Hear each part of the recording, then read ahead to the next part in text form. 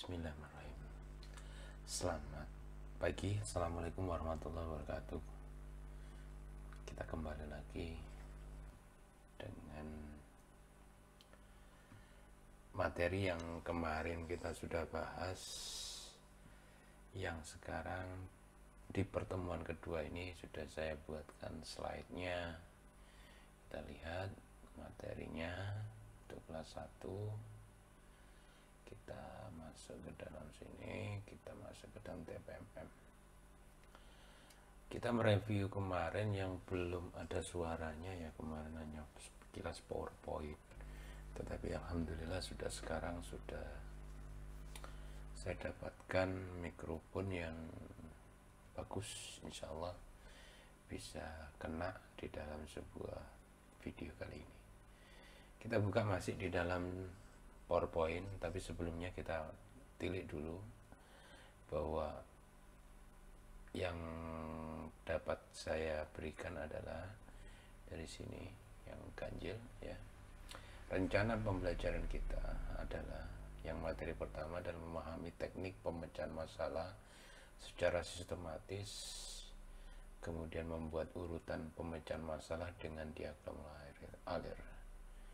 Nah, kegiatan kita kali ini di pertemuan yang kedua. Sebenarnya kalau kita tidak kena pandemi, insya Allah bisa tuntas di satu pertemuan kali ini. Tapi kita tidak menjadi permasalahan, insya Allah saya berikan melalui daring ini. Yuk kita mulai. Yang pertama adalah teknik pemrograman mikroprosesor dan mikrocontroller. Nah, kita lihat slide-nya dulu, bahwa kita view-nya di sini. Pertama, kompetensi dasar yang sudah di dalam RPP tadi, rencana pembelajaran tadi, bahwa yang kita lakukan adalah di posisi 3.1, yaitu memahami teknik pemecahan masalah matematis. Di dalam KD ini keterampilannya nanti adalah membuat urutan pemecahan masalah dengan diagram alir atau yang bisa dikenal dengan flowchart. Jadi kalau kita bicara dengan memahami teknik pemecahan masalah matematis, sebenarnya kita sudah singgung di pertemuan materi pertama, tapi videonya masih dalam jelek ya kemarin, mohon maaf. Yang keterampilannya nanti Anda semua atau kalian semua memecahkan masalah dengan sebuah flowchart, khususnya adalah diagram alir. Tujuan yang pertama adalah setelah proses pembelajaran dan menggali informasi melalui diskusi, peserta didik atau kalian semua dapat menjelaskan urutan teknik pemecahan masalah secara benar dan santun. Yang kedua adalah menentukan input, proses, dan output dari permasalahan matematis sederhana dengan benar dan percaya diri. Yang ketiga adalah menjelaskan definisi algoritma pemrograman dengan benar dan santun. Jadi kalian nanti akan memahami satu definitif algoritma itu apa dan penggunanya bagaimana. Yang terpenting dari pemecahan masalah ini adalah bisa menentukan mana input, mana proses, dan mana output. Berikutnya adalah yang keempat, menjelaskan masalah terkait dengan algoritma pemrograman dengan benar dan santun.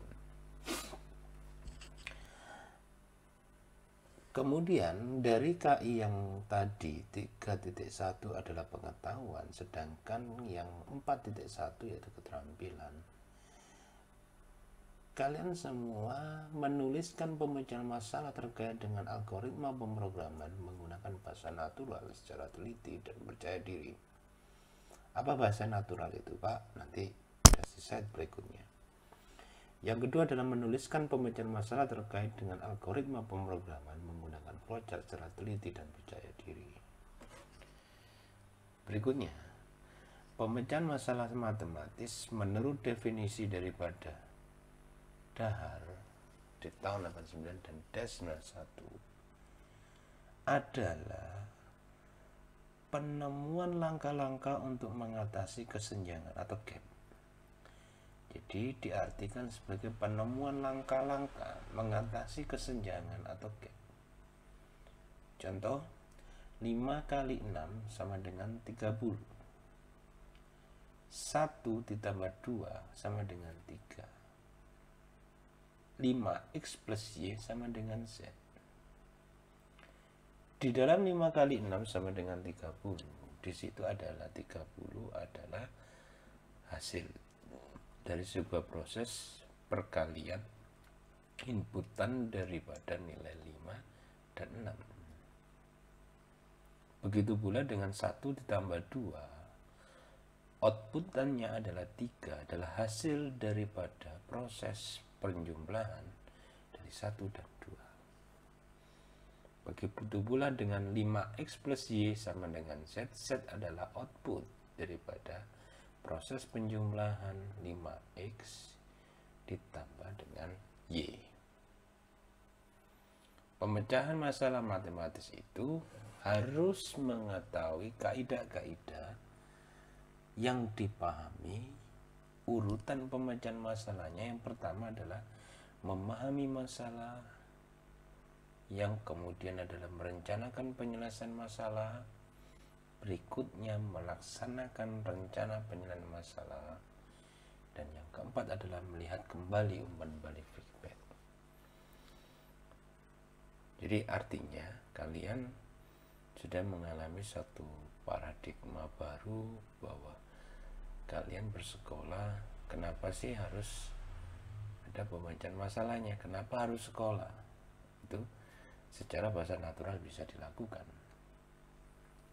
Namun di dalam pemrograman kali ini adalah bagaimana pemecahan masalah itu bersifat matematis, bersifat algoritma yang bisa diselesaikan secara berurutan. Kemudian apa yang dimaksud dengan input, proses, dan output? Kita coba lihat nilai 5x plus y sama dengan z. Inputannya adalah x dan y, jelas. Prosesnya adalah 5x plus y sama dengan z. Outputannya adalah z. Bisa dipahami ya penerangan dari tadi.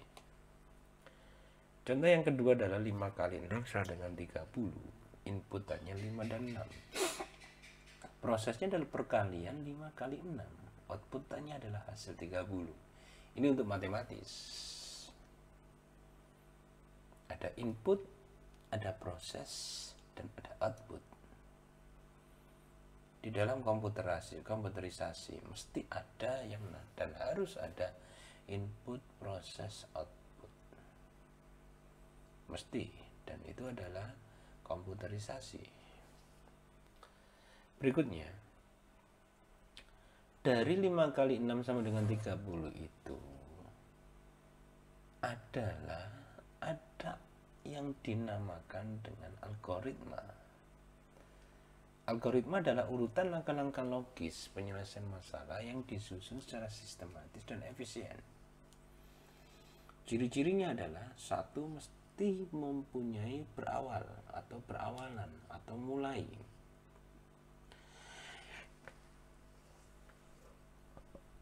Yang kedua adalah runtun atau berurutan. Ketiga adalah jelas. Yang keempat adalah minimal ada satu output. Dan 5 berakhir. Nah, penyajian algoritma itu bisa saja dilakukan secara bahasa natural dengan deskripsi kata-kata, dengan struktur program. Dan ada yang menggunakan diagram alir, yaitu diagram alir yang menggunakan sebuah sistem flowchart. Coba kita lihat berikut ini. Bahasa naturalnya gimana, Pak? Tuliskan algoritma pemecahan masalah persamaan X sama dengan AB plus 2C menggunakan bahasa natural. Ini bahasa natural, bahasa logis manusia biasa. Yang pertama adalah kita mulai. Masukkan nilai AB dan C. Terserah nilai inputan AB dan C tidak dibatasi di situ posisinya.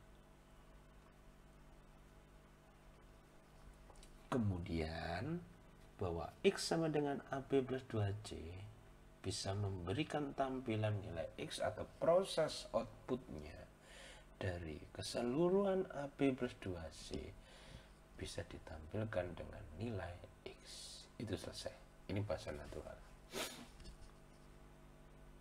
Nah, bisa enggak Pak kita menggunakan algoritma yang lain, katakanlah X sama dengan AB plus 2C, kita balik dulu, misalkan X sama dengan 2C plus AB, boleh.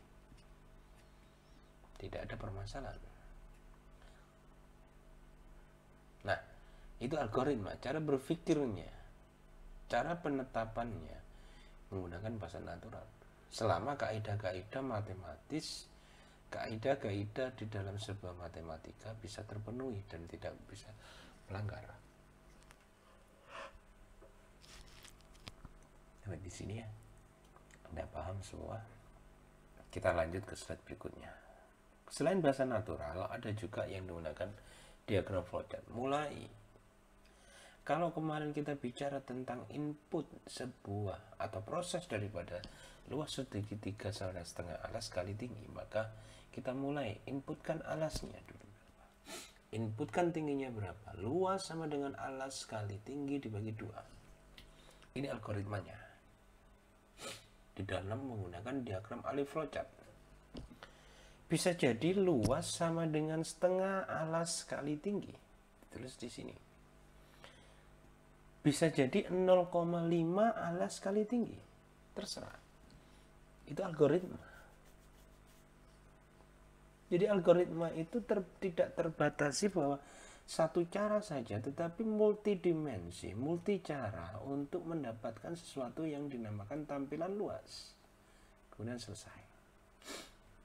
Berikutnya, kalau dari dua penyajian algoritma tadi yang menggunakan bahasa natural dan menggunakan flowchart, di sini kalian berusaha memenuhi tugas dan latihan soal.